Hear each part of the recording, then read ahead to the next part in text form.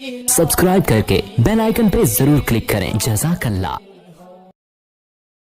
और आगे फरमाया वला तुशरिकू बिही शैआ वबिल वालिदैनी एहसाना, और दूसरा हुक्म क्या दिया, वालिदैन के साथ अच्छा सुलूक। एहसान पता है किसे कहते हैं? खिदमत को नहीं कहते। एहसान का मतलब है कि जितना उनका हक बनता है उससे ज्यादा किया जाए। एहसान कहते हैं किसी भी चीज को बहुत ही अच्छे तरीके से करना। जैसे हदीस में आता है ना, नमाज में एहसान क्या है कि ऐसे इबादत करो जैसे इस्तेजार हो कि अल्लाह तुम्हें देख रहा है। तो हर चीज को बहुत उम्दा तरीके से करना। और फरमाया वला तक़्तुलू औलादकुम मिन इमलाक, अपनी औलाद को कत्ल मत करो गुर्बत के खौफ से। नहनु नरज़ुकुकुम व इय्याहुम, रिस्क तुम्हें हम देते हैं और उनको भी हम देंगे। आज औलाद को कत्ल तो नहीं किया जाता, लेकिन प्रेगनेंसी में हमल ज़ाया करा दिया जाता है। और यही होता है कि इसकी फीसें कौन भरेगा, इसके इलाज के खर्चे कौन उठाएगा। 2 बच्चों को पालना मुश्किल हो रहा है, तीसरा आएगा, उसकी फीसें कौन देगा। अल्लाह ने क्या कहा कि इसको रिस्क कौन देगा, मैं दूंगा। ये बहुत बड़ा जुर्म है, याद रखो। हमल रोकना इस नीयत से कि मैं खर्चे कैसे पूरे करूंगा, ये अल्लाह पे इल्जाम है कि अल्लाह को आप ताना दे रहे हैं कि अल्लाह मेरे खर्चे पूरे नहीं हुए थे, मैं तो भूखा मर गया, एक और नस्ल दुनिया में आ रही है। देखो एक सेठ हो, बहुत बड़ा सेठ, और वो कह रहा है जब भी जरूरत हो ना मेरे पास आना। बल्कि बाप की मिसाल देता हूं, बाप अपने बेटे को खिला रहा है पिला रहा है, जब भी कोई जरूरत होती है उसकी जरूरत पूरी कर देता है। अब बेटे को एक कोई चीज खरीदनी थी जो बड़ी उसकी महबूब चीज थी, और वो ना खरीदता तो बहुत नुकसान होता। तो बेटे ने इसलिए नहीं खरीदी कि पता नहीं अब्बा मुझे पैसे दें या नहीं दें। बाप को जब पता चलेगा उसको गजब आएगा कि नहीं आएगा, कहेगा यार सारी जिंदगी मैंने आज तक कभी ना की है और तुझे अब कैसे ख्याल आ गया यार। इसका मतलब तू मुझे कंजूस समझता है, या तू ये समझता है कि मेरे खजानों में कमी है। ये तूने सोच कैसे लिया मेरे बारे में। तो अल्लाह इस मामले में बहुत गैरतमंद है। रिस्क के मामले में अल्लाह ने हमें बहुत खिलाया है भाई, सारे खर्चे पूरे किए अल्लाह ने, हमारे जवान कर दिया, पैदा हुए तो माँ की छातियों में दूध पैदा कर दिया अल्लाह ने। अल्लाह कह रहे ये तुम अकल के अंधे हो, तुम पैदा होते हो माँ की छातियों में दूध कहां से आता है ये। इसका मतलब है मुझे पता है कि बच्चे की क्या क्या जरूरतें हैं। अब आगे तुम नस्ल रोक रहे हो कि मैं फीसें कहां से भरूंगा। ये यहूदियों की सोच है जिन पर अल्लाह ने लानत भेजी है। वो ये कहते थे कि अल्लाह के हाथ बंधे हुए हैं, अल्लाह बहुत थोड़े थोड़े खिलाता है, यहूदी कहते थे। अल्लाह को ऐसा गुस्सा आया, कुरान में अल्लाह ने फरमाया गुल्लत ऐदीहिम, इन कम बख्तों के हाथ बंद हो गए हैं। वलुइनु बिमा कालू, और जो इन्होंने कहा है ना इसकी वजह से इन पर लानत है अल्लाह की। बल यदाहु मबसूततान, अल्लाह के दोनों हाथ खुले हुए हैं। तो ना देखो ये ड्रामे जो तुम्हें और नस्ल रोकने के मशवरे दे रहे हैं, ना देखो ऐसी फिल्में। वो जो बोल फिल्म आई थी ना, उसके डायलॉग मुझे किसी ने बताए। वो जो बच्ची ने अपने बाप से कहा कि जब खिला नहीं सकते तो पैदा क्यों करते हो, वो डायलॉग बड़ा मशहूर हुआ, लोगों ने बड़े तबसरे किए, हाँ भाई बिल्कुल सही कहा भाई, जब खिला नहीं सकते इतने दर्जनों बच्चे तो पैदा क्यों करते हो। मैंने कहा अगर मुझे फिल्म में लेके आओ और ये डायलॉग मुझे दो, और वो बच्ची से कहे कि मुझे कहे कि जब खिला नहीं सकते तो पैदा क्यों करते हो, तो मैं उसको ये जवाब दूंगा ये नंबर लगा के। नंबर 1, खाया नहीं है तो इतनी बड़ी कैसे हो गई। ये जो है ना मीडिया आपकी आंखों पे पर्दा डालता है, खुदा की कसम। ये सब यहूदियों से पैसे लेके हमारे कल्चर को तबाह कर रहे हैं। बेटी को बाप का कैसा बदतमीज बना रहे हैं आप देखो। सबसे बड़ा एहसान के जो वालिदैन आपकी पैदाइश का जरिया बने, उसी एहसान की नाशुक्री की जा रही है। वालिदैन के तो पांव धो के पीने चाहिए कि इनकी वजह से हम दुनिया में आए हैं, हम इनके जिस्म का टुकड़ा हैं।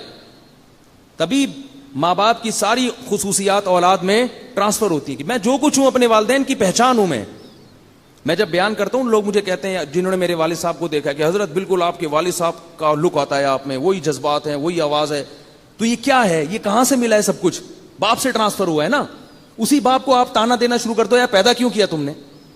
कितना बड़ा जुर्म है ये, कितना बड़ा जुर्म है। और ये फिल्मों में सिनेमा घरों में दिखाया जा रहा है और लोग हंस हंस के देख रहे हैं, और फिर कहते हैं हमारी औलाद नाफरमान है। तो तुम्हारी औलाद तो नाफरमान होगी ना, वो तो उस बाप को मानेगी जो तुम्हें सोने के निवाला खिलाता रहे बस हर वक्त। जरा सा उसने हाथ खींचा तो ताने सुनने को मिलेंगे तुम्हें। तो मैं अगर होता उसको कहता कि अगर तूने खाया नहीं है तो तू इतनी बड़ी, बोलो भाई कैसे हो गई, कैसे हो गई इतनी बड़ी। नंबर 2, तूने जरूरत से ज्यादा खाया है। अगर जरूरत का खाया होता तो ऐसी बातें ना करती, ऐसी बातें गरीबों की जबान पे नहीं आती। ये फजूल बातें और ये अल्लाह की नाफरमानी की बातें उनकी जबान पे आती हैं जिन्होंने जरूरत से बहुत ज्यादा खा लिया होता है, पेट भरे हुए होते हैं, फिर उल्टी उल्टी फेंकते हैं ऐसी। بہت زیادہ کھاتا ہے نا انسان پھر ناشکرا ہوتا ہے. قرآن میں اللہ نے کہا نا اگر اللہ لوگوں کو رزق بہت زیادہ دینا شروع کر دے سب اللہ کے نافرمان بن جائیں گے. اور تیسری بات میں اس سے یہ کہتا کہ ٹھیک ہے بیٹا غلطی ہو گئی, ہم نے آپ کو پیدا کر لیا, غلطی ہو گئی تو اس غلطی کی تلافی بھی ہو سکتی ہے. اگر آپ کا خیال ہے کہ آپ دنیا میں آنا آپ کا غلط تھا تو یہ بندوق اٹھا کر کے ختم کر دو اپنے آپ کو. بھائی موت کی تکلیف بھی نہیں, اگر آپ کہیں تو موت کی تکلیف ہوگی تو بڑا مسئلہ ہے, تو بھائی کنپٹی پہ ایک گولی ٹھا کر کے ماری جائے تو کوئی نہیں پتا, ایک سیکنڈ میں ختم. تو بھائی اب زندہ کیوں ہو؟ چلو اس وقت تو بچے تھے, عقل تھی, اب تو بڑی ہو گئی, اتنی باتیں کر رہی ہو میرے سامنے, تو بیٹا یہ بندوق ہے, آپ سے نہیں جلدی, میں مار دیتا ہوں, ختم. نہ اپنے آپ کو گولی مار رہے ہو, اس کا مطلب اس زندگی کو نعمت سمجھتے ہو نا. تو اس لیے بار بار کہہ رہا ہوں کہ کلچر کس کا فالو کرنا ہے؟ جو اللہ اس کے رسول بتا رہے ہیں تمہیں, اس سے ہمارے گھروں میں برکت آئے گی. پہلے زمانے میں اگر غریب کے 12-13 بچے ہیں, نہیں کھانے کو مل رہا, تو کیا سکھایا جاتا تھا؟ صبر شکر کر کے کھا لو, اسی میں اللہ برکت دے دے گا. اور کیسے صحت مند نکلتے تھے بچے, وہ کیسے بڑے ہو گئے روکھی سوکھی کھا کے. میں پہلے جہاں رہا کرتا تھا وہاں ہمارے گھر کے قریب ایک غریب آبادی تھی.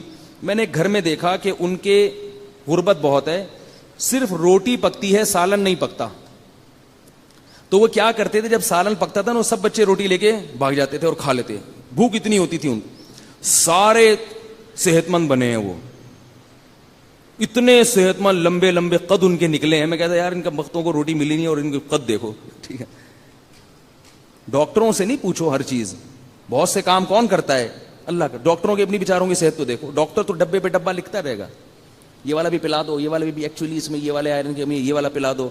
غریب, میں نے پٹھان بچے دیکھے ہیں, پٹھانوں کے علاقوں میں رہا ہوں میں, غریبوں کے. ایک پٹھان کو میں نے دیکھا, اس کے ساتھ میں رہا بہت, میں نے دیکھا کہ اس کا بچہ روتا ہے تو روٹی لا کے پکڑا دیتا ہے, صرف روٹی, اور بچہ صرف روٹی کھاتا ہے. اتنا طاقتور, اتنا. گندم کی روٹی کو ہلکا مت سمجھو, یہ میرا بیان ہے. گندم کی روٹی, جو ماہر ڈاکٹر ہے نا چائلڈ اسپیشلسٹ, وہ بھی یہی کہتے ہیں کہ 3-4 سال کے بچے کے جسم میں ایک روٹی بھی 24 گھنٹے میں پہنچ گئی نا, بس اب رزق کی فکر کرنے کی ضرورت نہیں ہے. گندم میں سب کچھ رکھا ہے اللہ نے, اتنا مشکل نہیں بنایا جینے کو اللہ نے. تو اب اگر آپ نسل روکو گے اس لیے کہ خرچے کہاں سے پورے کروں گا, تو یہ کس پر الزام ہے؟ اللہ پر. اس لیے خرچوں کی نیت سے. ہاں اگر کوئی عورت صحت خراب ہو گئی, بیمار ہو گئی, وہ ایک الگ بات ہے.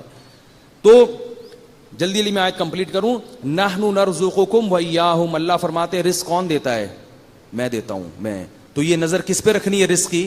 اللہ پہ. اگر آپ اللہ پہ نظر نہیں رکھتے تو بھی آپ کبیرہ گناہ کے مرتکب ہو, چاہے ٹانگیں چوڑی کر کے نماز پڑھو یا ٹانگیں پتلی کر کے, ہری پگڑی پہنو یا سفید پگڑی پہنو, کچھ بھی کر لو, جنت میں نہیں جا سکتے. زمانہ ڈھل رہا ہے, مغربی تہذیب میں, لیکن